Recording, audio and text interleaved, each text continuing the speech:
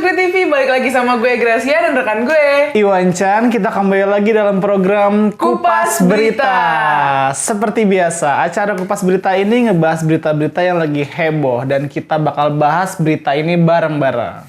Kalian juga bisa nimbrung di komentar di bawah ya. Oke Gra, kita langsung ke berita pertama nih Gra. Ada berita kalau Jakarta bakal jadi tuan rumah pertemuan ibu kota se-ASEAN di tahun 2023 Gra. Wow. Jakarta resmi ditetapin sebagai tuan rumah Major and Governor Meeting of the Asian Capital 2023 atau MGMIC 2023.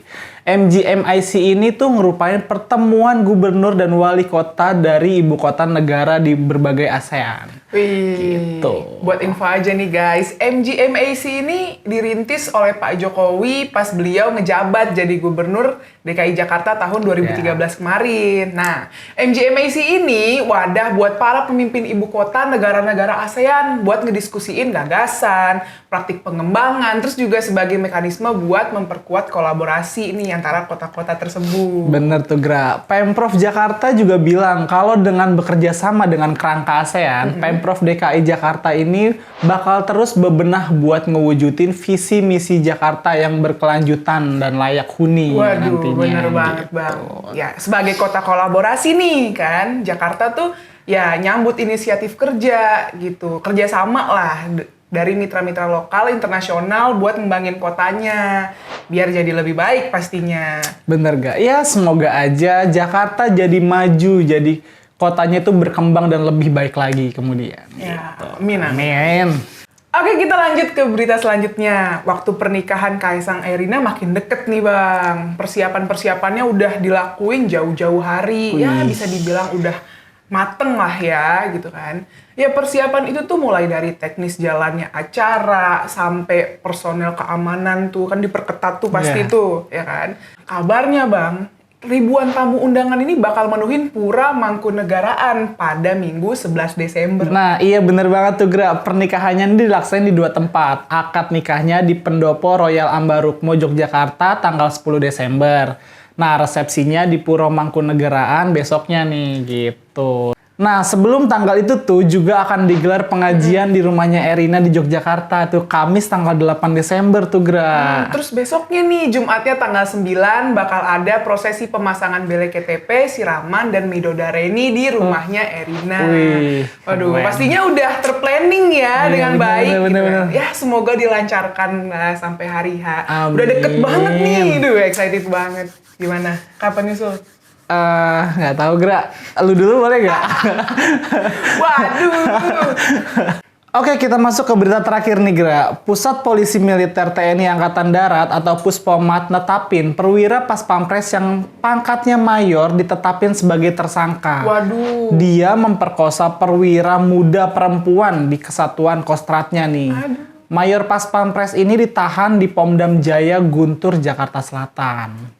Perwira yang pangkatnya mayor itu ditahan selama 20 hari. Nah, terus masa penahanannya bisa diperpanjang. Dia ditahan buat disidik atas perbuatan pemerkosaan. Waduh, pastinya pasal yang berkaitan dengan pemerkosaan itu bakalan ditetapin banget nih, diterapin kan. Nah, infonya juga proses hukum di polisi militer ini masih berjalan gitu dengan dilakukannya pemeriksaan. Itu udah pasti banget tuh diperiksa. Nah, bener tuh Gra. Terus juga Panglima TNI Jenderal Andika Perkasa ngarahin nih. Dia ngarahin dengan tegas buat ngejatuhin sanksi pecat ke pelaku selain pidana. Ya, Gitu. bener. Ya harus dipecat sih kayaknya kalau kayak gitu. Ya nggak sih? Ya semoga ya hal-hal kayak gini. Nggak terjadi lagi lah ya. Oke Bang, sekarang kita masuk ke bagian bacain komentar para penonton Cokro TV ya. Nah, komentar pertama dari Oni Suryaman 408 di video seruput kopi yang judulnya Anies nggak punya etika politik. Komentarnya gini, menarik sekali diskusinya Bung Fahri. Beginilah pencerdasan politik sesungguhnya, tidak ikut arus, baik kanan atau kiri. Ini kritik yang mendalam terhadap sistem perpolitikan Indonesia. Apa yang dilakukan Bung Fahri ini memang tidak populer, karena semua politisi sibuk menjilat kiri dan kanan demi kekuasaan. Ini baru pendidikan politik yang benar. Terima kasih Cokro TV sudah membawakan suara ini. Wih, gimana tuh Bang? Ini ngejutin banget sih buat gue ya. Karena kan yang kita tahu nih Bung Fahri Hamzah ini dikenal dari kelompok sebelah nih. Terus tiba-tiba ngeritik Anies gitu loh.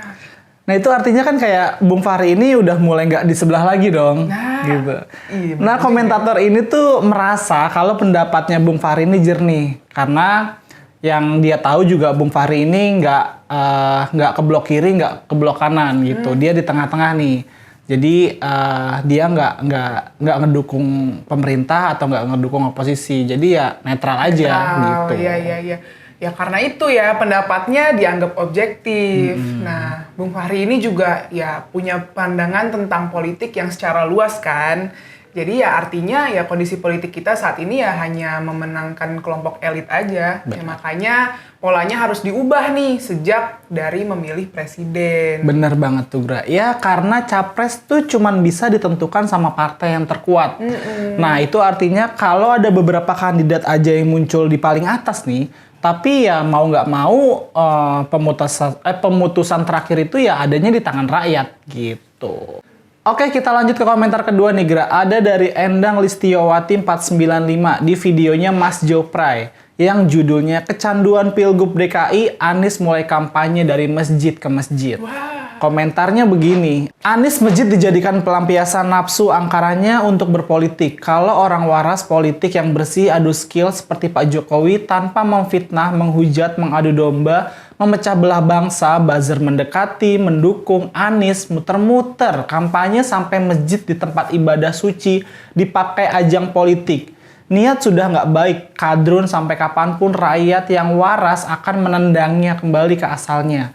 Rakyat sudah pintar, tidak mau ditipu-tipu. Salam waras NKRI. Gimana tuh, Gra? Wah, ini sangat disayangkan ya. Mestinya kan ya peristiwa Pilgub Jakarta 2017 itu gak diulang lagi. Benar. Tapi ya Anies tetap aja gunain politik identitas. Kan padahal ini bahaya loh kan. Benar. Kita udah bilang berkali-kali gitu kan. Ya bisa ngerusak persatuan Indonesia. Bener tuh, Gra. Ya bayangin aja, kalau Indonesia ini kan terdiri dari banyak suku dan agama, suku bangsa gitu kan.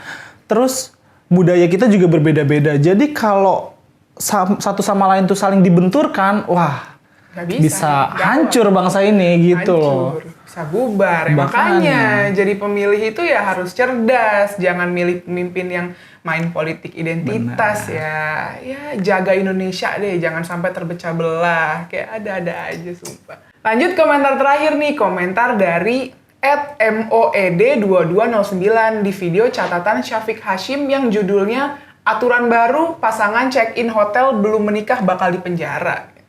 Komentarnya gini, ketika lembaga agama yang bertanggung jawab atas keimanan dan moralitas para penganutnya tak mampu mengatasi pelemahan iman dan moral, maka intervensi pemerintah menurut saya dapat dibenarkan.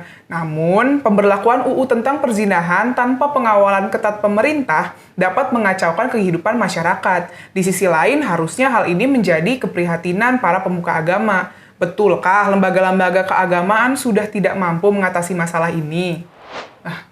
Iya nih, gue juga bingung nih bertanya-tanya sama apa sih ini nih? Bertanya-tanya gitu. Kamu nanya.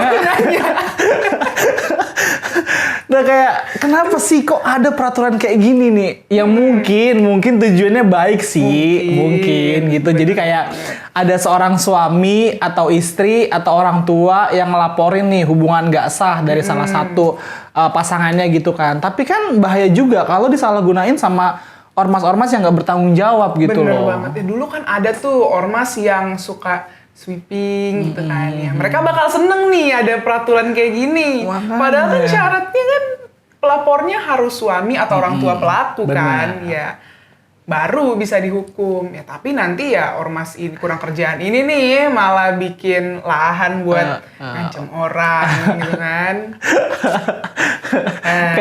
Kayak waktu puasa aja gitu. Udah ditutup hordengnya masih digerebek juga.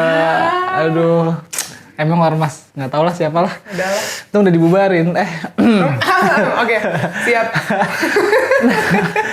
Nah iya tuh Gra, kayak peraturan ini tuh sekarang tuh jadi kayak masyarakat tuh bisa main hakim sendiri gitu loh, bisa gerebek seenaknya gitu loh. Ya meskipun emang tindakan hubungan di luar nikah itu nggak baik sih ya, bener ya. Iya, tapi ya nggak boleh juga main hakim sendiri gitu loh. Ini kan negara hukum gitu loh. Ya kalau bisa ya seenggaknya mau bisa laporin Pak RT, terus Pak RT-nya bisa ngelaporin ke polisi gitu. Jadi bareng-bareng ke sananya gitu loh. Jadi nggak main ngarak sendiri, gerbek sendiri. Mungkin sendiri ya nggak gitu. Emang butuh dedikasi yang cukup untuk ngasih tahu ke Butuh edukasi ke masyarakat intinya. Bener banget. Oke, mungkin itu aja beberapa komentar yang menarik nih yang ada di channel Cokro TV. Jangan lupa like, comment, subscribe channel ini. Stay tune terus di program kita di Kupas Berita. Bye-bye.